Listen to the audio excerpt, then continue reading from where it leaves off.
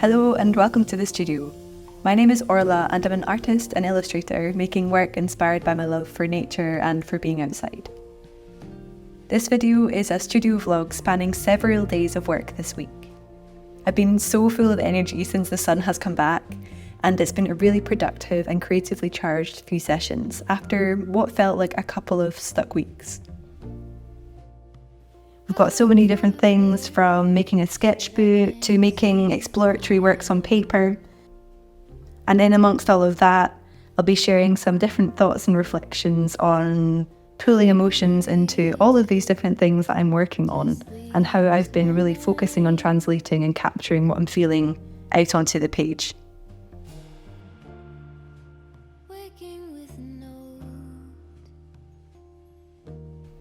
When people ask what I do, I usually say that I paint how places feel. Emotions mark a big influence on how and why I work, so I'm excited to share some of the reflections I found with you today.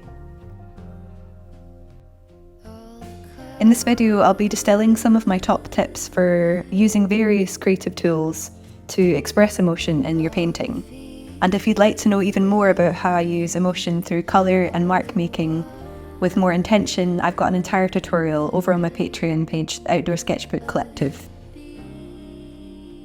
First, let me introduce what I'm up to on screen. You can see I'm swatching lots of different colours. This is part of a wider 2-day project I set myself to reconnect with materials I hadn't used in a long time: watercolour and ink. And in this video I later bind it into a book, so stay tuned to see how that all comes together. I wanted to take things right back to basics and test these two materials in lots of different ways, working on building a mark-making and colour library with lots of different drawing tools. I'm mostly working with Winsor & Newton watercolours on cold press paper, alongside Indian inks and acrylic inks. And I totally fell in love with how this cold pressed paper created such delicate textures.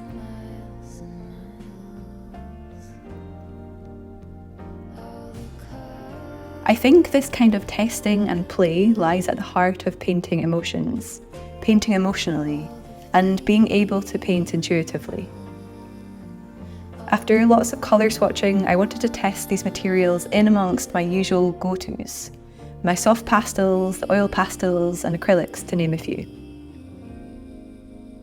All of this is not drawing anything in particular, simply making marks to understand colour combinations and textures. And if you're interested in mark making and textures, I've got a free tutorial over on my Patreon, and I'll link it down below, which you can check out to learn more about the main tools and marks that I use in my paintings. Before I got stuck into this project, I was feeling pretty anxious about painting. Sometimes it just happens and I'm not really sure why. It's probably the old expectations or pressure. I'm learning that working my way out of it can be a good way to deal with it when I go back to simple tasks like colour mixing, mark making, testing, questioning. It's working with the goal to focus on curiosity and play. I can't even tell you how much of a difference this little project made to my week and my mood, and how I view developing my work going forwards. Once I seem to get out of my own way, get a few colours mixed and marks on the paper, I nearly always get lured back into the swing of things and get excited about my work and the process again.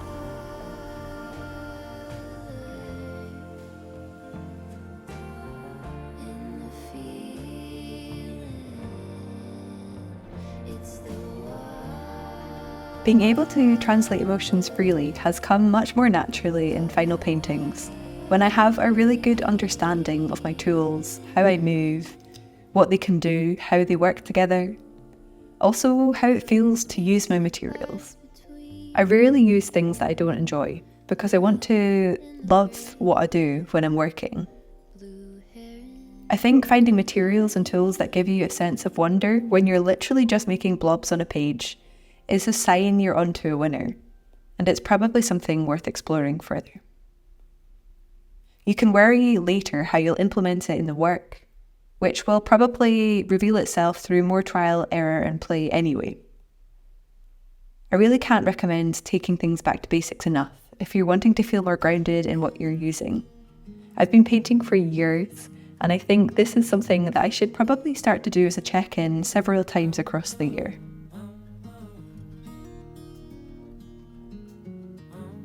This refresher shifted some of that block I was feeling and got me back to that beginner's mindset and enthusiasm for experimentation again. If you haven't guessed from this exercise, colour and mark making are my two go-tos for expressing emotions and understanding emotion in myself too.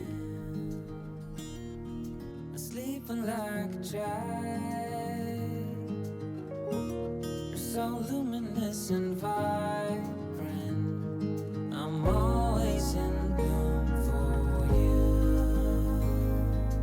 Always in bloom, always in bloom for you.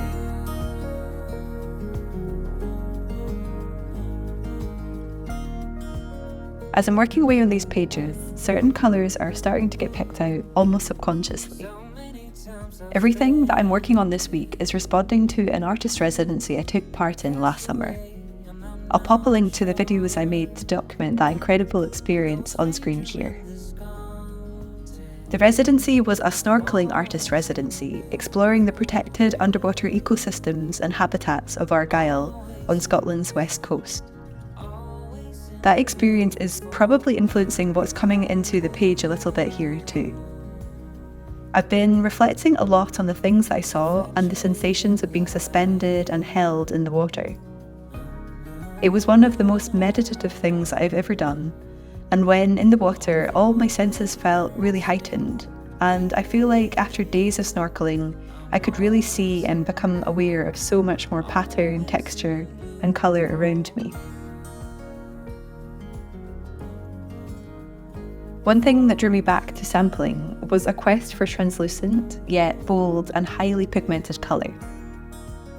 I wanted to find a way to build depth through many transparent layers of colour, and also to create new colours through these overlaps.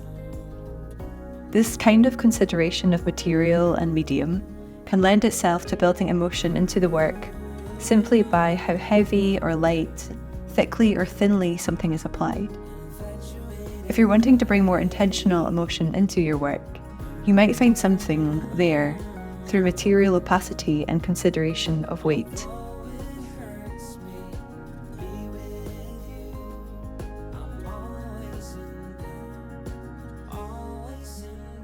When I was back at art school, I studied screen printed textiles, and after that I worked at an amazing screen printing studio in Glasgow, which is run by my friends.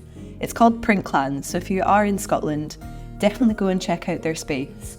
They have amazing community-focused studio and run all sorts of workshops and events.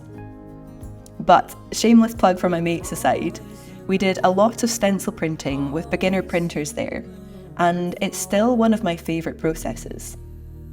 I love stencil work like Louise Lockhart or Sister Creta Kent, and I'd love to pull some of this stencil or masking work back into my paintings somehow. This is because I'm trying to find a way to contrast the transparency and opaqueness of paint, contrast the sharpness versus looseness of line.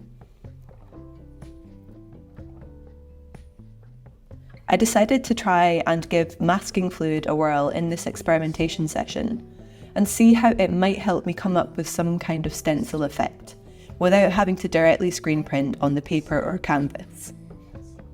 I've never used this fluid before, so I decided to include it in my test pages, applying it both thickly and thinly, and pulling all sorts of media over the top to see what would work. To share the results of how the masking fluid turned out on paper, it worked amazingly when it was painted on top of acrylic underneath. I think this acrylic kind of protected the paper and stopped it from ripping. And it resisted all of the materials which I threw on top of it in various consistencies, even the thick stuff.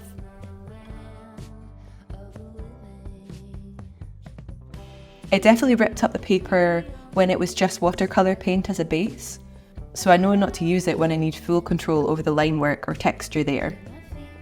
I'm still to try it out as a resist on canvas or a wooden panel, so if you happen to know if this works, let me know in the comments below, that would be amazing.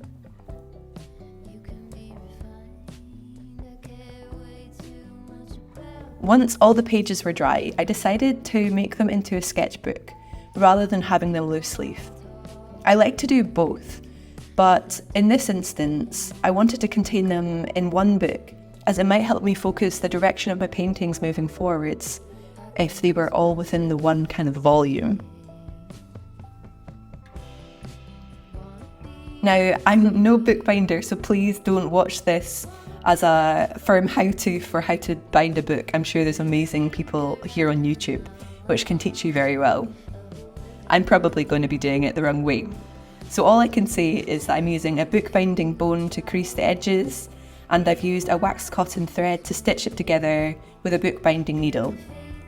There's a fancy tool to punch the holes, which I measured in the centre of each crease. And I decided for this book that I really wanted the pages to be a flow between the ink and watercolour studies and mixed media studies, to try and visualise that contrast between the two materials together.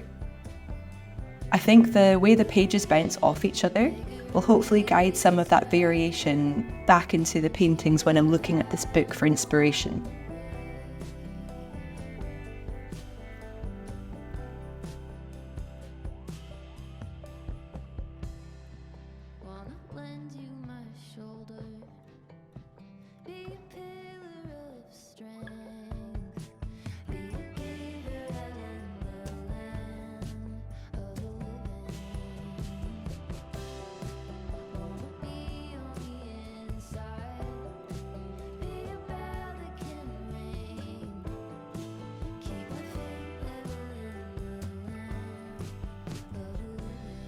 If you're interested in learning a bit more about translating emotion to the page, we're going to be exploring this in our monthly Zoom meetup over on Patreon.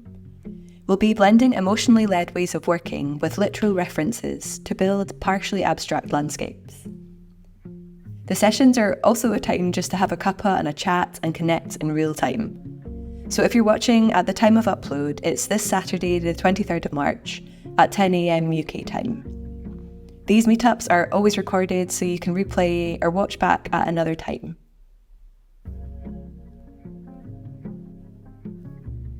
If video calls aren't your thing, I've also got a whole host of video and written tutorials over there to check out, where I share much more of my process into step-by-step learning materials.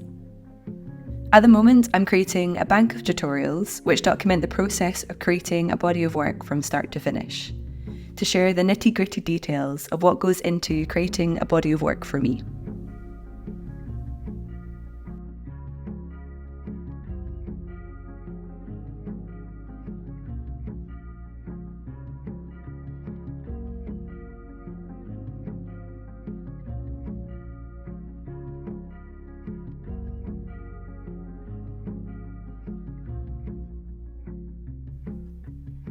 The next day, after some of those experimentations had percolated, I decided to pull out these ideas into some paintings on paper. I started out with a Seascape painting, which is on an A3 size, which I'm making as an illustration for a book that I'm working on.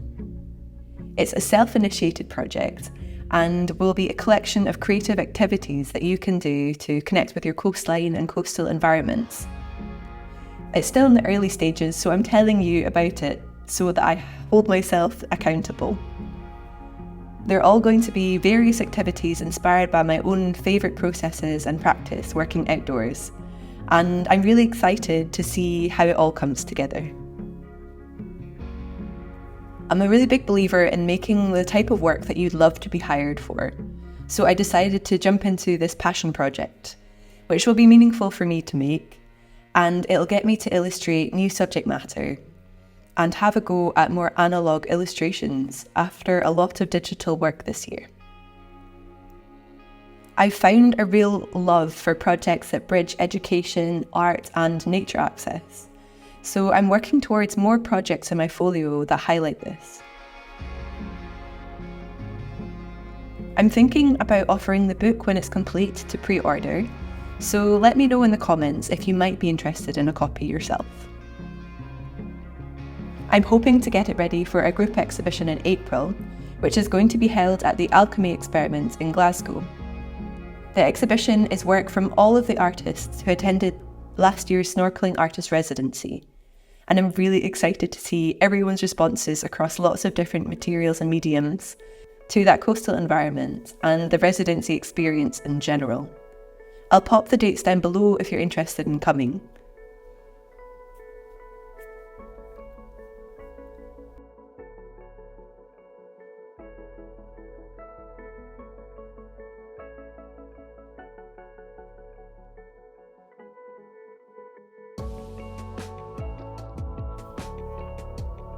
If you've been watching my videos for a wee while, you'll already know just how much I love to use writing and mind mapping in my process. This plays a big part in guiding emotion and intention for my work, especially the abstracts. Before I settle in to make a small series on paper, I decided to get some words out of my head, which are inspired by my connection with water both above and below the surface. I really find this getting out of my own head to be such a beneficial tool to directing the focus of emotionally driven work. It helps tune out the world and whatever else is going on in the busyness of life, and tune back into that place or memory and get immersed again.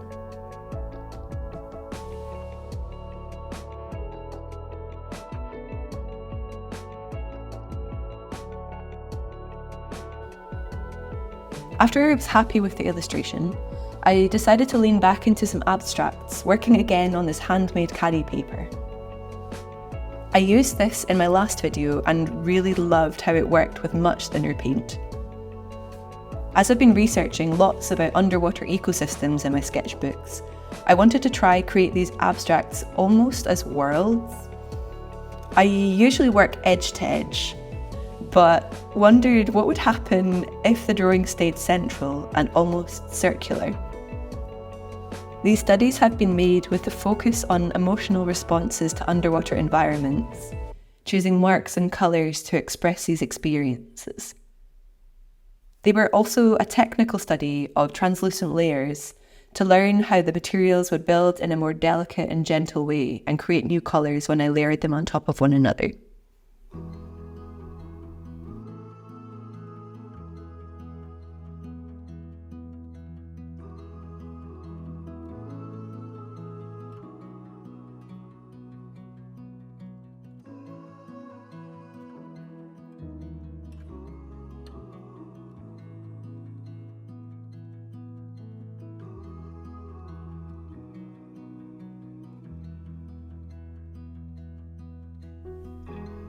When I think about how I try and translate emotion, I think there's a sense of immediacy.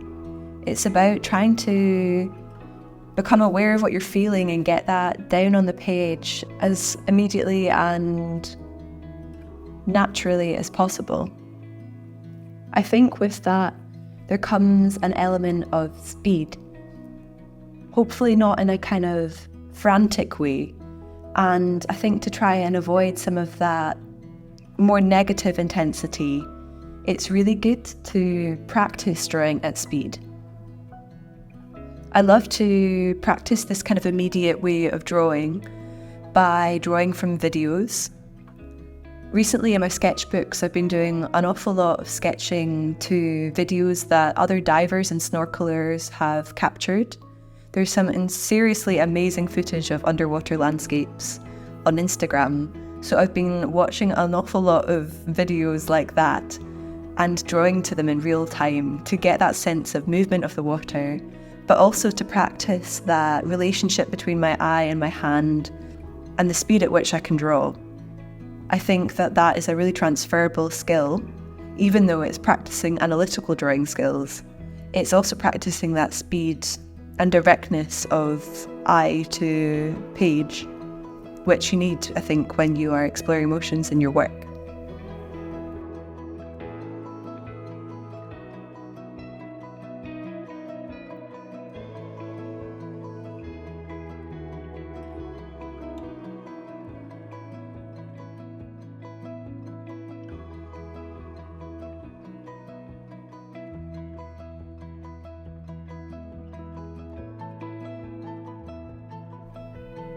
You could also try drawing to a timer This is something I do all the time, doing like 5, 10, 20, 30, 1 minute drawings.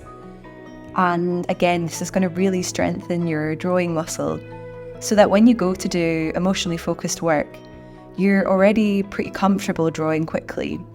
And that's going to remove any sense of stress or anxiety around it. What you don't want to feel is frantic and worried when you're working quickly, because I think all you'll do is embed really frantic and worried marks into your paintings. And unless that's what you're going for, unless you're looking for those energies and intentions in your work, I think doing all of that background practice will really help you approach your work in a much more calm and direct way.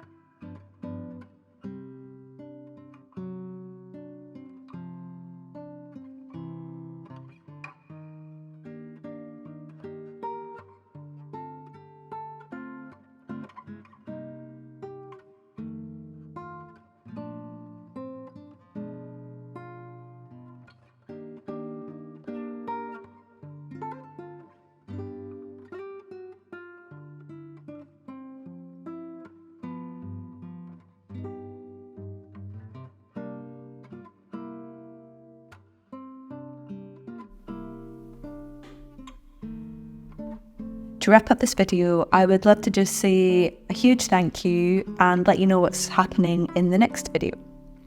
So first up, a huge thank you to my lovely Patreon members. I really, really appreciate all of your support and your enthusiasm, and it's been so great to be able to chat with you all over on the community chats. Yes, so thank you so much. And in the next video, I'm going to be exploring creating a painting for the group exhibition which is coming up. I'll be sharing the process with that. And I'm also going to be sharing some collage work that I've been playing with. This is a little bit of an experimentation for me, and I've been really, really enjoying it, using all of my textures in different ways. It's inspired by scientific illustrations, although mine is definitely not a scientific illustration. But I'm looking forward to finishing that up and sharing with you next time. As always, thank you so much for watching, and I'll see you outside.